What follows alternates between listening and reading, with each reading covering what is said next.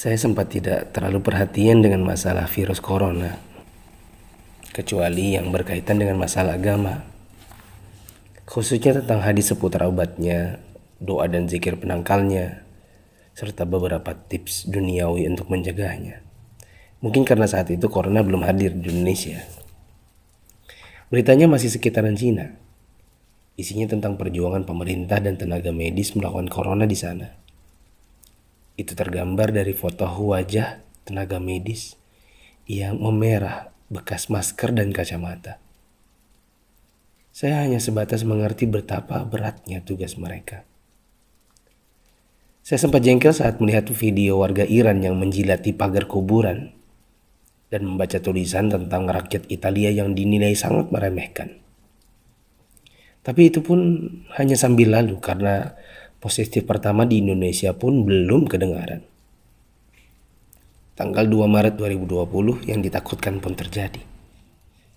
Pasien corona pertama di Indonesia diumumkan oleh Presiden Jokowi. Inilah takdir Allah yang harus sabar dihadapi. Pandemi corona telah memasuki negeri ini. Jumlah pasiennya bertambah hari demi hari.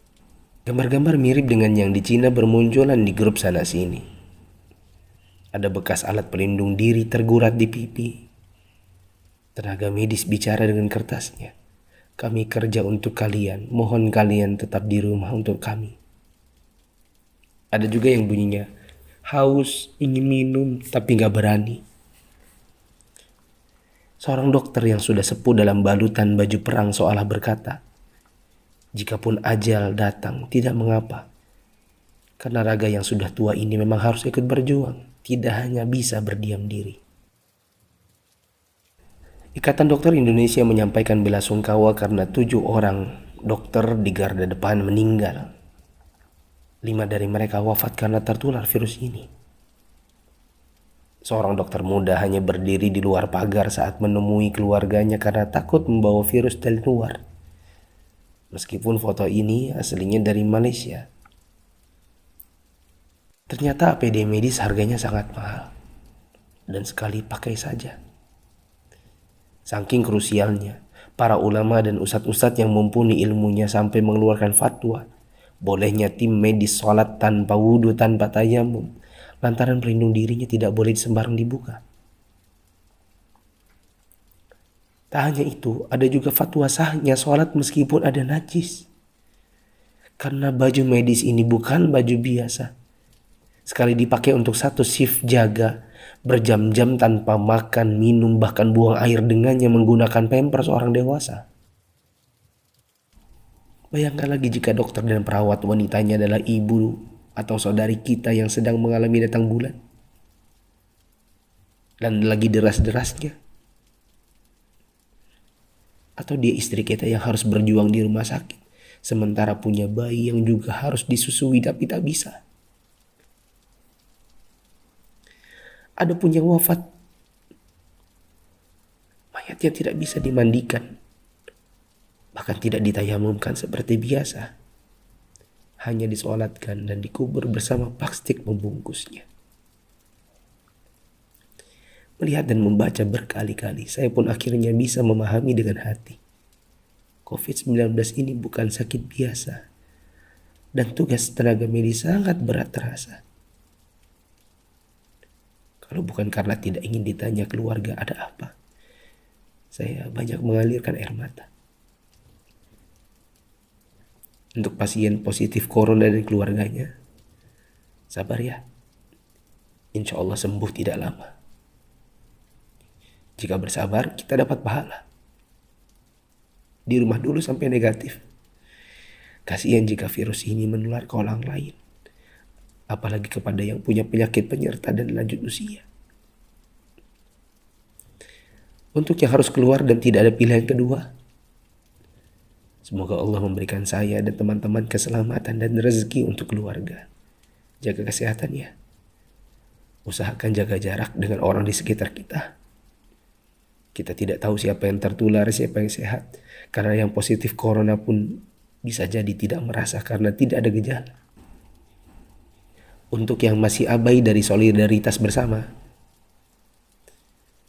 Saya ingin mengetuk pintu hati dan meminta waktu teman-teman sebentar saja. Yuk kita berpikir bersama.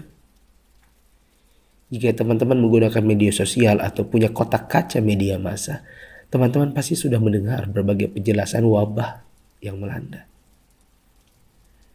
Pemerintah, dokter, para pakar sudah bicara, dari wawancara hingga rekaman video HP sederhana. Para ahli statistika mengemukakan data dengan tabel, grafik, dan semua media yang mereka punya.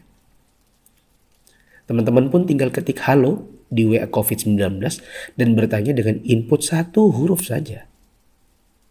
Jika data itu jelimet untuk dibaca, mungkin teman-teman bisa nonton versi kartunnya.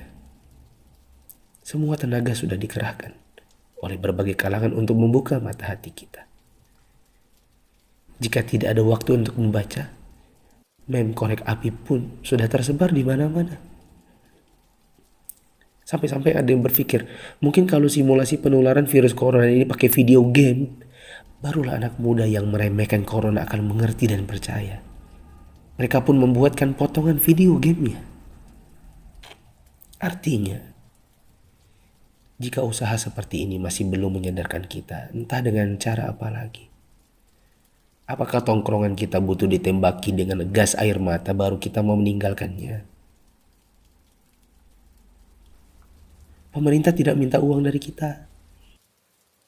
Mereka hanya ingin kita mengikuti arahan mereka. Untuk yang menimbun dan menipu, semoga Allah memberikan teman-teman hidayah dan memaafkan dosa-dosa kita semua. Dan menimbun barang yang dibutuhkan masyarakat saat masa sulit itu termasuk dosa. Rasulullah SAW bersabda, la yahtakiru illa khati. Tidaklah menimbun barang kecuali orang yang berdosa. Terlebih lagi bila menipu dan berdusta. Kami hampir tertipu dengan penawaran masker murah yang tadinya kami akan bagikan gratis kepada orang-orang yang membutuhkannya. Di mana hati kita? Apa kita bisa tertawa saat orang lain menderita? Teman, turunkanlah harganya ke harga normal jika engkau tidak bersedia menggratiskannya, seperti pahlawan jalanan yang membagikannya. Untuk yang kaya yang sesungguhnya itu adalah jika harta itu bermanfaat bagi orang di sekitar kita, bukan hanya untuk pribadi semata.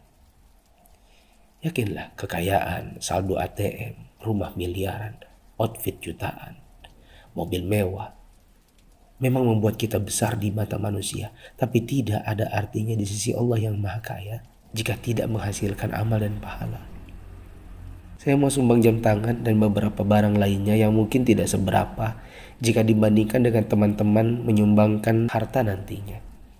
Terserah untuk pos dana apa, mungkin masker, mungkin APD tim medis, hand sanitizer, sabun cuci tangan, dan sebagainya. Kita harus cintai harta kita ini dan bawa dia ke akhirat, jangan sisakan untuk dunia. Untuk Bapak Presiden, BNPB, para gubernur, wali kota, dokter, perawat, ustadz, influencers, dan fundraisers, thanks for all you've done. Terima kasih. Jazakumullahu khairan. Semoga Allah balas teman-teman dengan tambahan iman, hidayah, dan pahala, hingga kita semua bisa dikumpulkan Sang Pencipta di dalam surganya. Jika menurut teman-teman ada orang di luar sana yang belum tergerak hatinya untuk punya empati kemanusiaan dalam wabah corona ini, coba kirim ke mereka. Siapa tahu setelah ini mereka bangkit mengerjakan amal kebajikan dan kita ikut dapat pahalanya.